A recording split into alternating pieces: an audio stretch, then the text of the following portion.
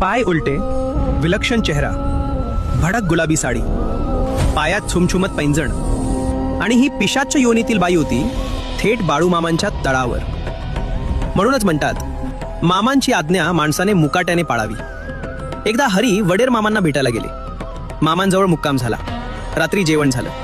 मामांनी chilli मोडली, गप्पा रंगल्या आणि रात्र खूपच पुढे गेली. झोपायची वेळ आली. तेव्हा मामा हरी वडेरांना म्हणाले, हरी, आज तू माझ्या तंबूत माझ्या कॉट शेजारी झोप हा.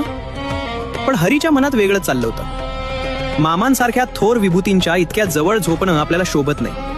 हरी म्हणाले, मामा तुमच्या तंबू समोर झोपतो पण आत नाही. क्षणभर मामा शांत राहिले आणि मग फक्त एवढंच म्हणाले, बाहेरच झोपणार म्हणतोस तर झोप. मध्यरात्र उलटली आणि पहाटे साधारण 3च्या सुमाराला हरी वडेरांची अचानक झोप मोडली.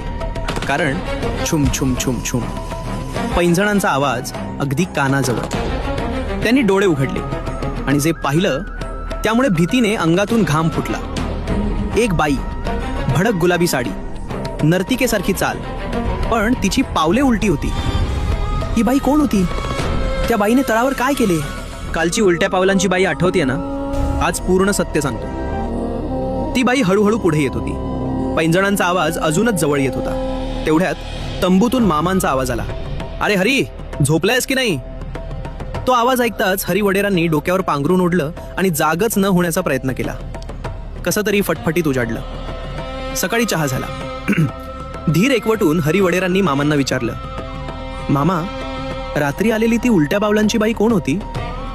मामा हसले आणि शांतपणे म्हणाले, अरे असल्या पुष्कळ येतात. तू भिवू नयेस म्हणूनच तुला आज झोपायला सांगत होतो. कारण मामा हे कोणी साधे संत नव्हते. मामा म्हणजे प्रत्यक्ष कैलासपती महादेवच होते.